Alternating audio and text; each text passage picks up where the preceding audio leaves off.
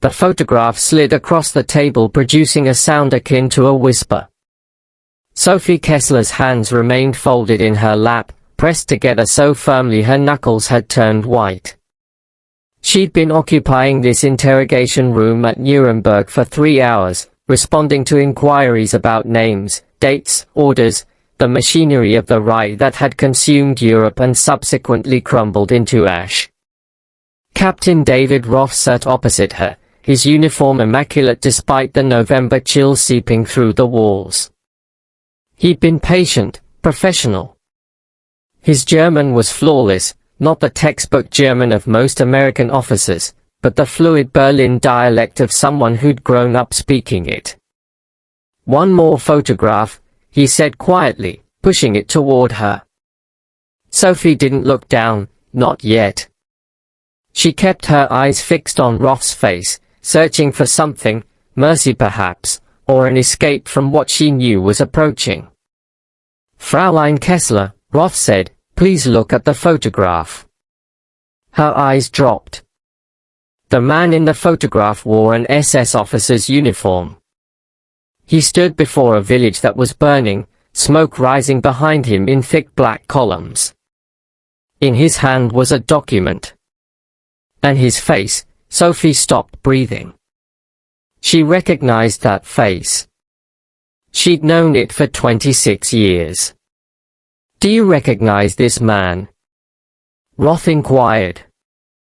The room was silent except for the scratching of a stenographer's pen in the corner, the sound of history being documented, the sound of everything about to transform.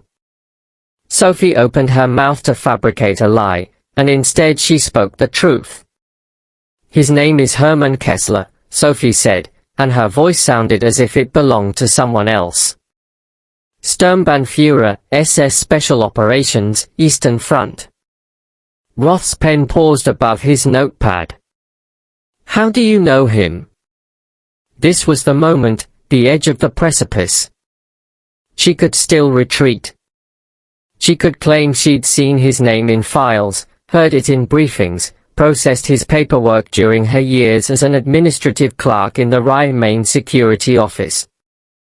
All of that was accurate, but it wasn't the complete truth. "He's my father," Sophie whispered. The stenographer's pen halted.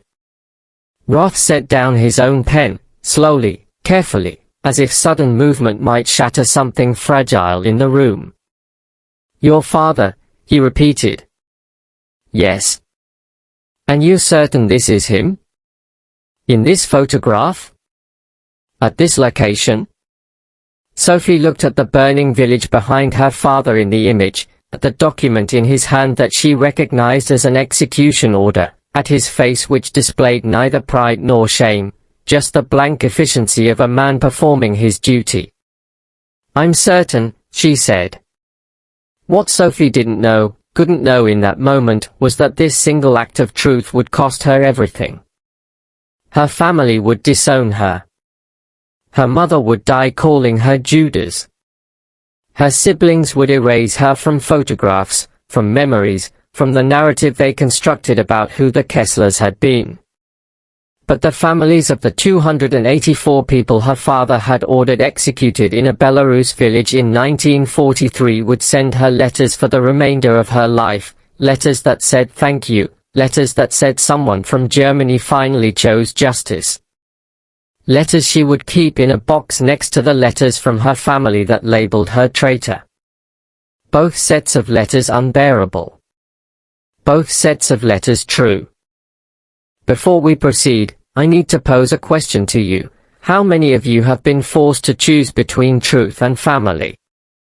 Between what's right and what's easy? Between the person you aspire to be and the person everyone expects you to be? These stories, the moments when ordinary people made choices that tore them apart, these aren't merely history. They are mirrors. They reveal to us who we might become when everything we believe is tested. I narrate these stories because I believe we've forgotten that courage isn't loud. It's not heroic speeches or dramatic gestures. Sometimes it's just a woman in a room, looking at a photograph, choosing to speak one name aloud. Subscribe to Untold Captive Stories, because the hardest truths are the ones that most need to be remembered. Now let's return to that room in Nuremberg, to the moment Sophie Kessler spoke her father's name and transformed her life forever. Sophie Kessler was born in 1919 in Potsdam, just outside Berlin. Middle child, middle class, middle of everything, not wealthy enough to be noticed, not poor enough to be pitied. Her father worked for the railway administration. Her mother managed the household with the precision of a military operation.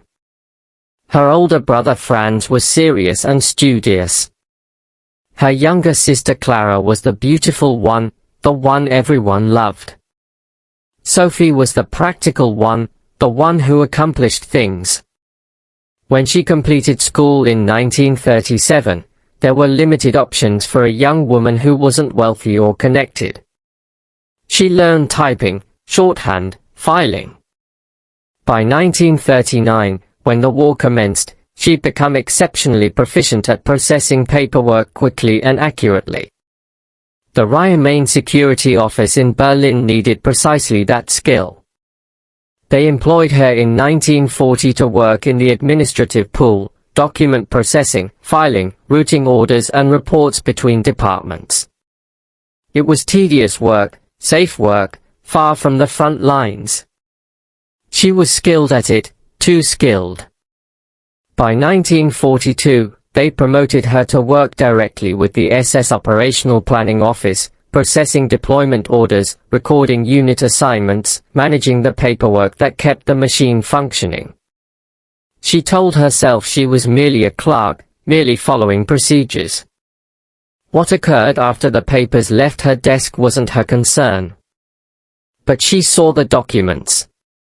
She read the reports. She knew what was happening in Poland, in Russia, in the camps whose names appeared on transport manifests with increasing frequency. She knew. And she continued filing the paperwork. In March 1945, as the Allies closed in and Berlin burned, her office was evacuated. The staff scattered. Some fled east toward the Soviet lines, which proved to be a fatal error. Some fled west toward the Americans. Sophie fled west. She was captured outside Munich in April 1945, identified as administrative staff from the SS headquarters, and processed as a potential witness for war crimes prosecutions. They held her in a converted hotel in Nuremberg, not in a cell. The accommodations were superior to what she'd experienced during the final months of the war: regular meals, clean clothes, medical care. She spent 6 months in that hotel, being interviewed periodically by American and British officers who were constructing cases against the Nazi leadership.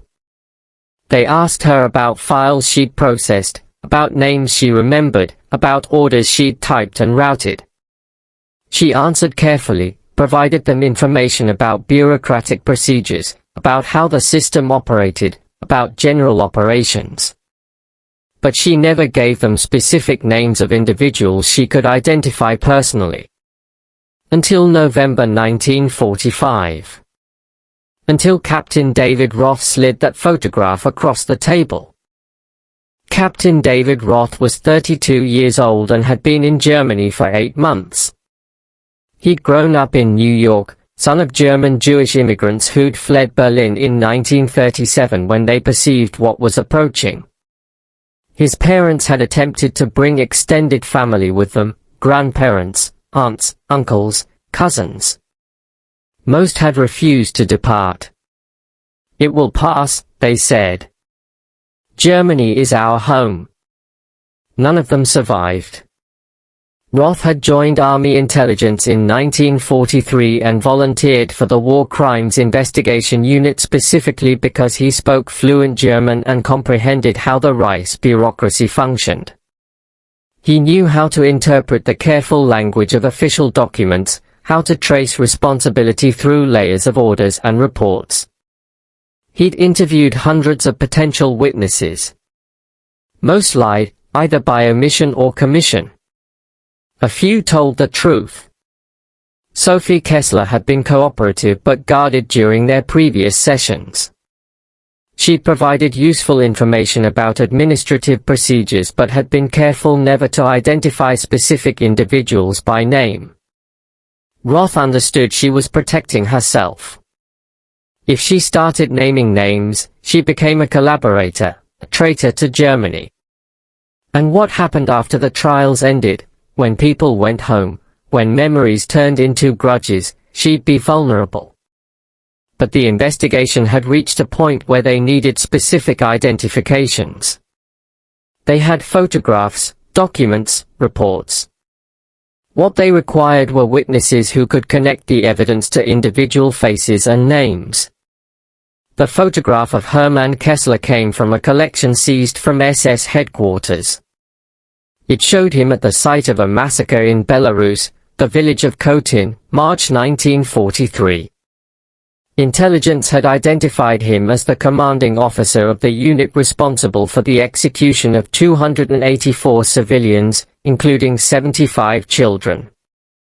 They had the photograph. They had reports bearing his signature. What they needed was someone who could positively identify him and confirm his identity in court. Roth had brought the photograph to the interview without knowing who Hermann Kessler was to Sophie. He'd expected her to say she recognized the name from documents, perhaps to say she'd processed paperwork related to his unit. He hadn't anticipated her saying, "He's my father." Now Roth sat across from her, watching her hands tremble, comprehending the weight of what she'd just done. "Fraulein Kessler," he said carefully, "I need you to understand what you're saying. You're identifying your father as the man in this photograph. As the commanding officer responsible for the Khotin massacre." "Yes." "You're certain?" "I'm certain." "How can you be certain?" "This photograph was taken in Belarus in 1943. Were you there?" "No." "Then how do you know?" "Because I processed his deployment orders," Sophie said, her voice stronger now. "I typed the report that sent him to Belarus in February 1943. I filed his after-action reports when they came back through headquarters. I saw his signature. I read what he did." Roth made careful notes. "Did you ever discuss his operations with him?" "No." "Did he ever tell you what he was doing in Belarus?" "He never told me anything about his work. We weren't close." "But you knew what he was doing." "It wasn't a question." Sophie met Roth's eyes. "I processed the paperwork for dozens of SS units operating in occupied territories. I read reports about anti-partisan operations. I knew what that meant. I knew what happened in those villages." "And you kept processing the paperwork?" "Yes." "Why?" The question hung in the air like smoke. Sophie looked down at her hands. "Because I didn't know how to stop. Because refusing would have meant arrest, maybe execution. Because I told myself I was just a clerk, that I wasn't responsible for what happened after the papers left my desk." She looked up. "Because I was a coward." Roth was quiet for a long moment. "Fraulein Kessler," he said finally, "I need to ask you something else. The photograph shows your father at the site of the massacre, but there were other officers present, other men involved. Do you recognize any of them?" He slid 3 more photographs across the table. Sophie examined each one, saw faces she recognized from reports, from deployment orders, from the machinery of organized murder that had passed through her hands in typed pages and official stamps. She named them all 3. And then Roth asked the question that would define everything: "Is there anyone else you can identify? Anyone whose operations you processed?" Anyone you can connect to specific actions. Sophie thought about the box of documents she'd hidden before fleeing Berlin, personal insurance, evidence she'd kept in case she needed leverage, in case she needed protection.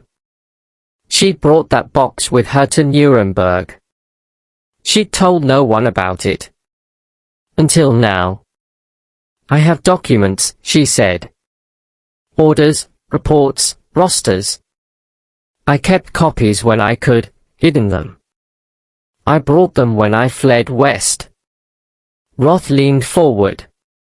Where are they? In my quarters. Hidden in my luggage. How many documents? 47, and they contain names? Signatures? Orders for operations.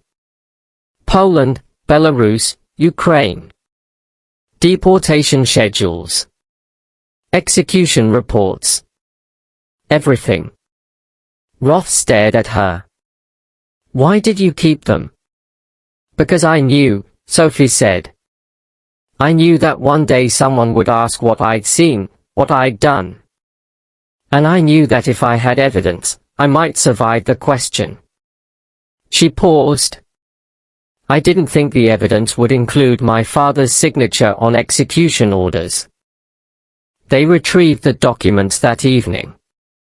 Sophie guided Roth and 2 military police officers to her quarters in the converted hotel, revealed the false bottom she'd constructed in her suitcase, extracted 47 documents she'd stolen from SS headquarters in the final chaotic weeks before Berlin fell.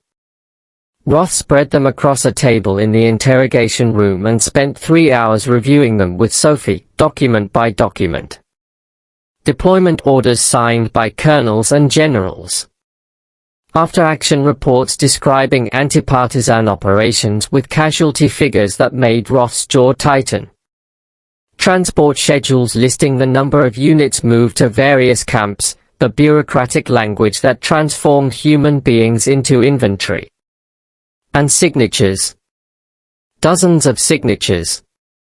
Men who'd signed their names to orders that killed thousands. Men whose faces appeared in photographs seized from SS headquarters. Men Sophie could identify. This one, Roth said, pointing to a signature. Major Klaus Vogel. Do you know him? He commanded operations in Ukraine, 1942 through 1944. And this report, the one that describes the elimination of partisan sympathizers in 3 villages. You processed this? I filed it when it came through headquarters.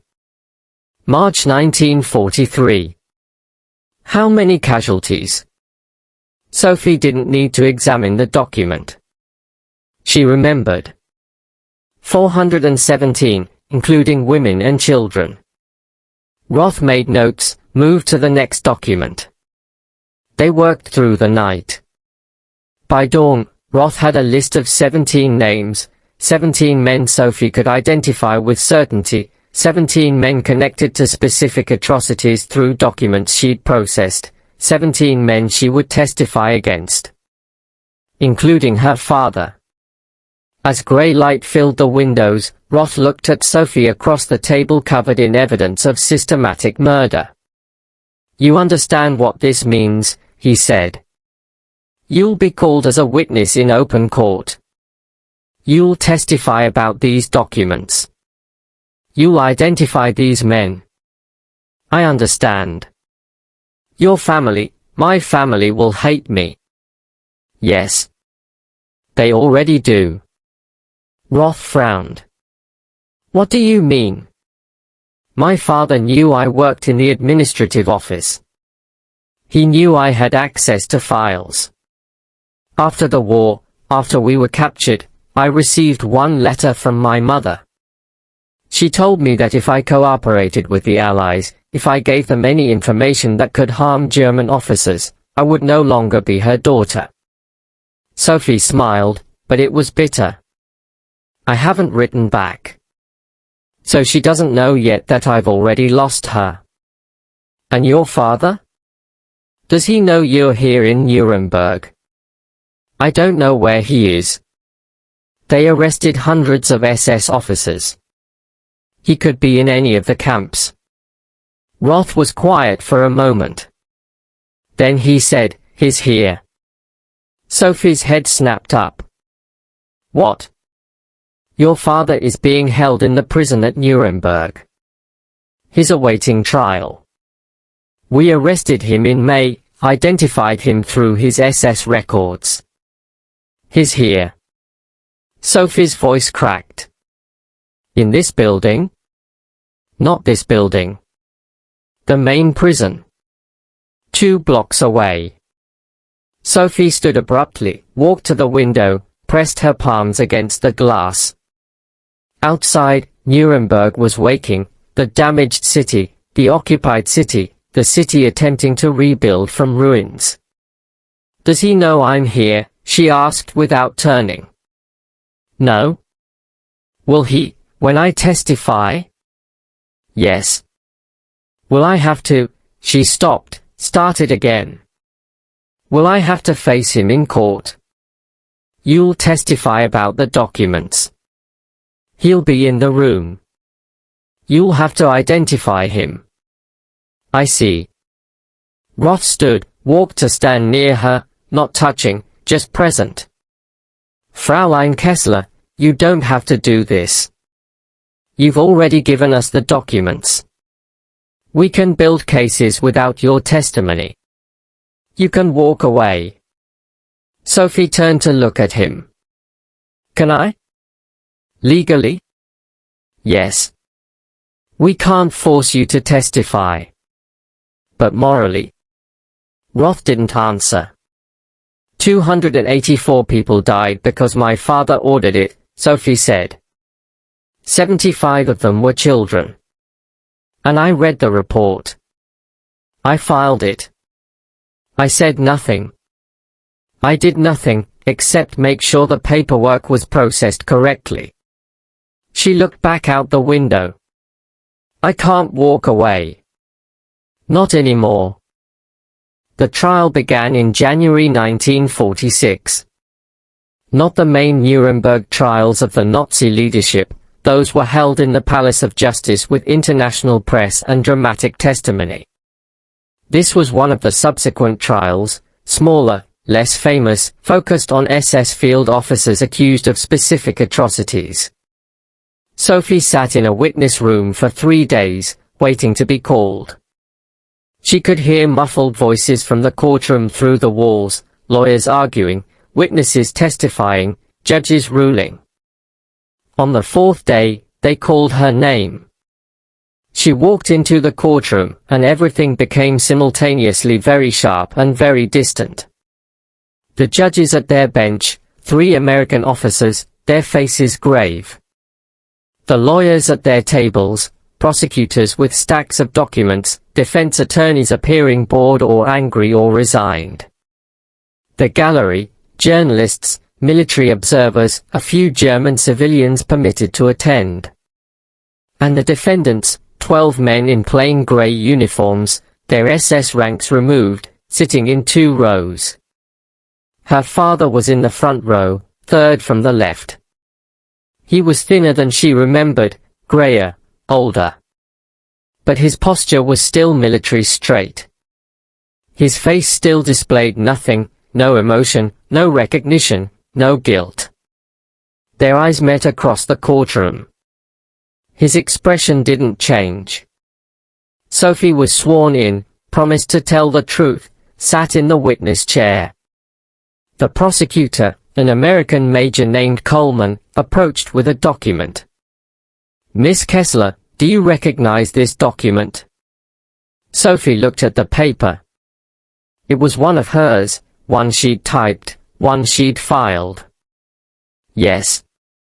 "Can you describe what it is?" "It's an after-action report from SS Special Operations in Belarus, March 1943. "And what does it describe?" "An anti-partisan operation in the village of Khotin." "Can you summarize the contents?" Sophie's voice was steady, mechanical. She'd practiced this. The report states that partisan sympathizers were identified in the village, that the population was assembled, that adult males were interrogated, that based on the interrogation, the entire village was determined to be actively supporting partisan forces. That action was taken accordingly. What action? Execution of the population. Destruction of the village. How many casualties? 284, including 75 children. A sound went through the gallery, not quite a gasp, something deeper. Coleman held up another document. And this, do you recognize this? The deployment order sending the SS unit to Belarus. And who signed this order? Here? It was the moment. Sophie looked at the signature on the page, her father's signature. She'd seen it hundreds of times, on birthday cards when she was a child, on deployment papers, on execution reports. Sturmbannführer Hermann Kessler. And do you see Sturmbannführer Kessler in this courtroom? Sophie looked at her father. He looked back, still no expression, still nothing. Yes. Can you identify him? He's in the front row, third from the left. Let the record show the witness has identified the defendant Hermann Kessler, Coleman said. Then he asked the question that changed everything, Miss Kessler, what is your relationship to the defendant? Sophie's hands gripped the arms of the witness chair. He's my father. The courtroom erupted, not in chaos. Trials at Nuremberg were controlled, but in a wave of sharp whispers, of heads turning, of journalists scribbling frantically. The judge banged his gavel once. Silence returned. Coleman waited. Then asked, your father? Yes. And you're testifying that your father, Hermann Kessler, commanded the unit responsible for the massacre at Katyn? Yes. You're certain? I processed his deployment orders. I filed his reports. I know his signature. I know what he did. Coleman turned to look at the defendants, at Hermann Kessler, who still displayed nothing. No further questions. The defense attorney stood, a German lawyer hired by the families of the defendants to mount whatever defense was possible. Fraulein Kessler, he said, you're aware that your testimony could result in your father's execution? Yes. And yet you choose to testify against him? I choose to testify truthfully. You hate your father? No. Then why? Because 284 people died. Because they deserve to be remembered. Because their families deserve justice. Because my father signed the order, and I read the report, and I did nothing. And now, finally, I can do something. By condemning your own father to death. Sophie looked at her father, then at the defense attorney. He condemned himself when he signed that order. I'm just confirming what he did. The defense attorney attempted several more angles, attempted to suggest she was coerced, attempted to suggest she was lying for favorable treatment, attempted to suggest her memory was unreliable. None of it worked. Sophie's testimony was precise, detailed, unshakable. When she was finally dismissed, she stood and walked toward the exit. As she passed the defendant's row, her father spoke, just 2 words, quiet, flat, dead to me. Sophie stopped, looked at him. I've been dead to you for years, she said. I just didn't know it yet. She walked out. The trial continued for 6 more weeks. Sophie didn't attend. She'd given her testimony, provided her documents, identified the men she could identify. Her part was finished. She was moved to a displaced persons camp outside Nuremberg, waiting for repatriation orders, waiting to discover if there was still a home to return to. The first letter arrived in March 1946, from her mother. Sophie held the envelope for an hour before opening it. She knew what it would say. She was right. You have betrayed your family. You have betrayed your father. You have betrayed Germany. You are no longer my daughter. Do not write to me. Do not come home. You are dead to us. Your mother, not Mutti, not mother, your mother. Past tense. Relationship ended. Sophie folded the letter carefully, placed it in a wooden box she'd found at the camp. Started a collection she didn't want but knew she needed, evidence that truth carried a price.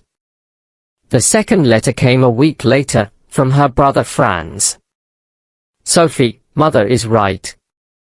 What you did is unforgivable. Father is being tried for following orders, for doing his duty, for serving Germany. And you stood in court and condemned him. Clara won't say it, but I will. You are not our sister anymore. The woman who was our sister died when she spoke that testimony. Don't contact us again. Franz. That letter went in the box too. Then, in April, a different kind of letter arrived. It was written in Polish. The camp had a translator. Sophie asked her to read it. The letter was from a woman named Helena Kaulska. Dear Fraulein Kessler, I read in the newspaper about your testimony at the trial.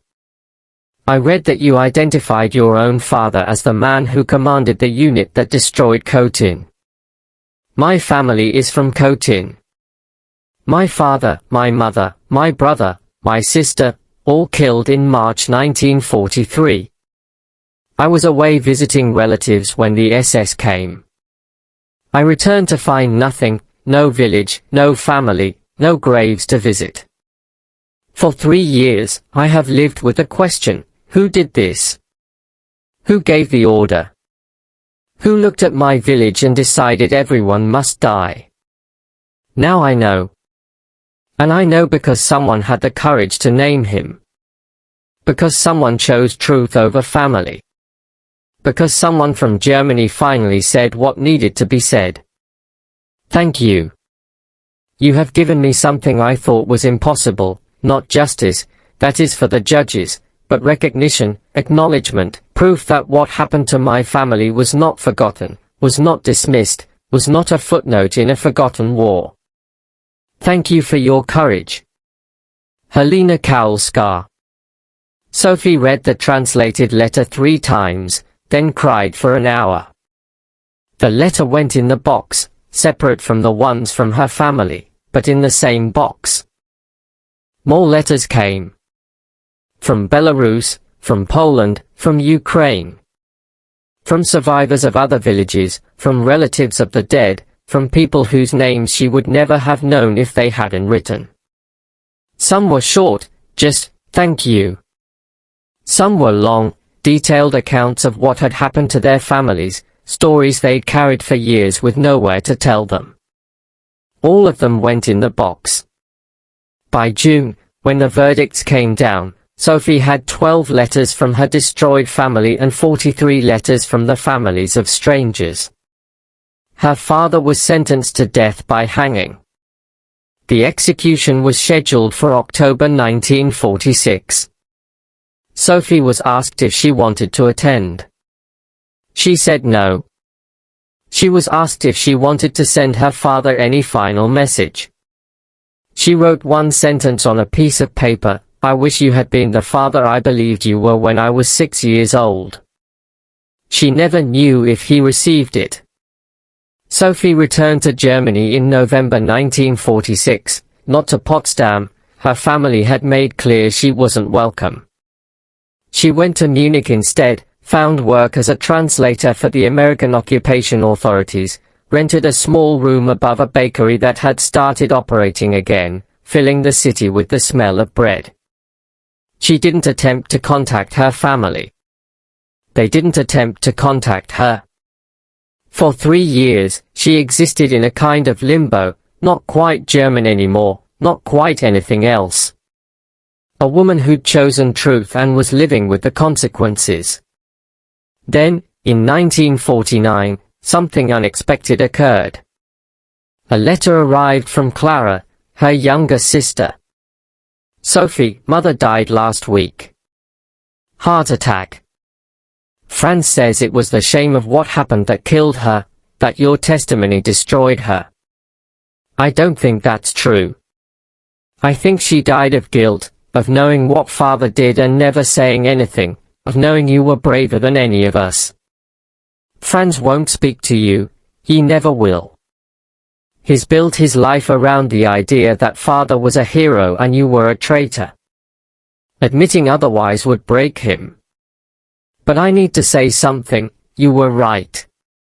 I've read the trial testimony. I've seen the evidence. I know what father did.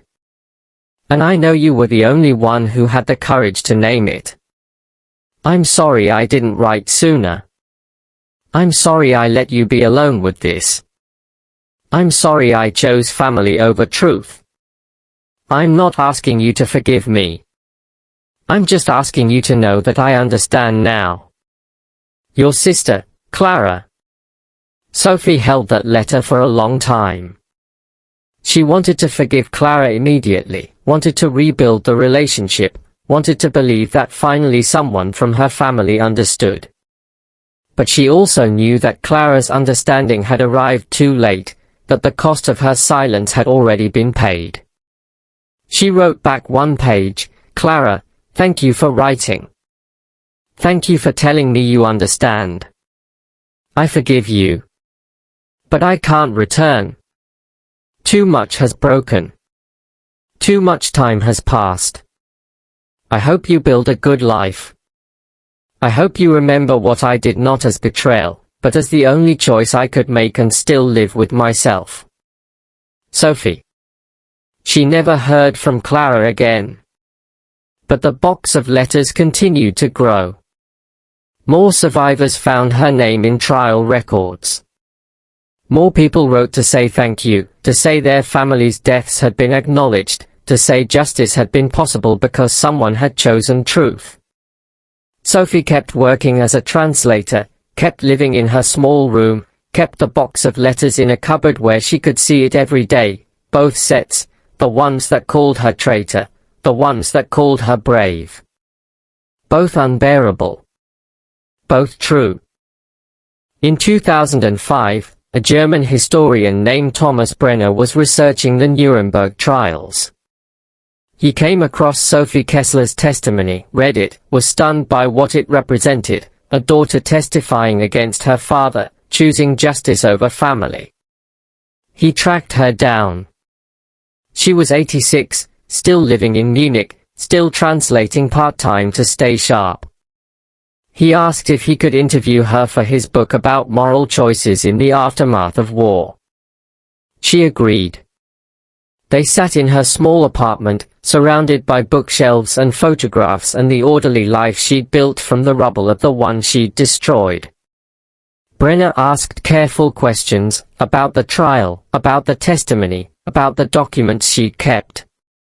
Then he asked the question everyone wanted to know, do you regret it?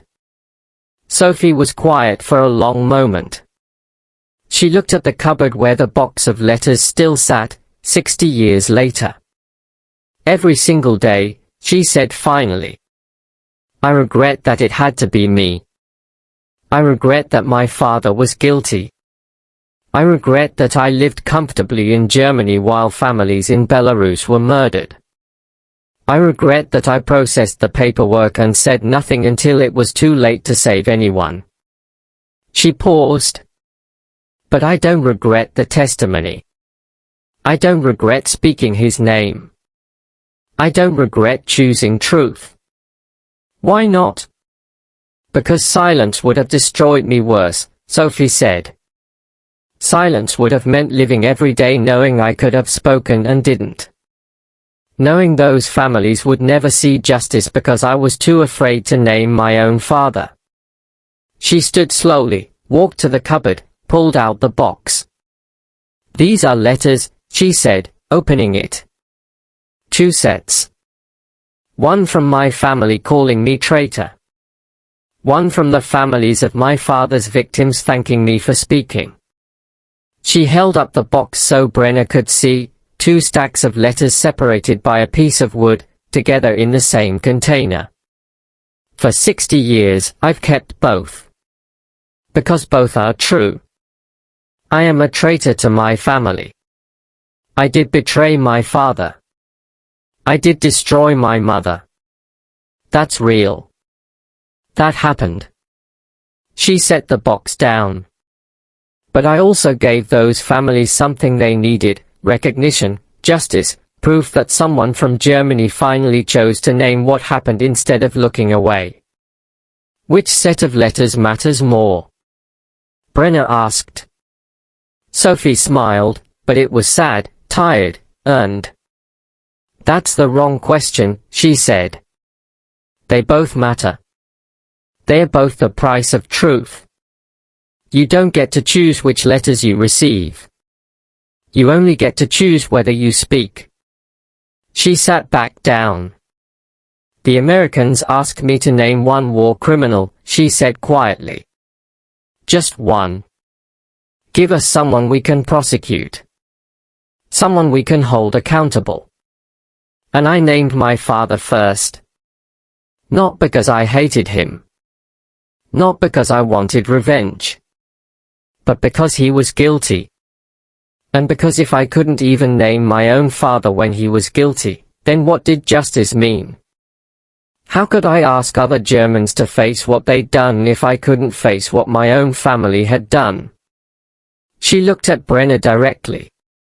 "People think courage is easy once you decide to be brave. It's not. Courage means choosing the hard thing every day. Waking up every morning knowing your family hates you. Reading letters that call you Judas. Living alone because the price of truth was everyone you loved. Would you do it again?" Brenner asked. Sophie didn't hesitate. "Yes. Even knowing the cost. Especially knowing the cost. Because now I know that silence costs more. Silence destroys your soul in ways that truth can never destroy your life." She stood, walked to the window, looked out at Munich, rebuilt Germany, transformed world, 60 years past the war that had broken everything. "The Americans asked me to name one war criminal," she said again, so quietly Brenner almost didn't hear. "And I named the one I knew best. The one whose signature I'd seen on execution orders. The one who taught me to ride a bicycle." She turned back. "That's what truth costs, everything and nothing. You lose the life you had, but you gain the ability to look at yourself in the mirror." After 60 years, Brenner asked, "Which is more important?" Sophie smiled. "Ask me when I'm dead. Maybe then I'll know." She lived 6 more years. When she died in 2011 at the age of 92, she left instructions that the box of letters be donated to the Yad Vashem Holocaust Memorial in Jerusalem, both sets, the ones that called her traitor and the ones that called her brave. Because both were true. And because the world needed to remember that justice doesn't arrive clean. It comes covered in the blood of choices that tear you apart. It comes at the cost of everything you love. It comes when someone stands in a room and speaks a name they wish they didn't have to speak. But it comes because someone chose to pay the price.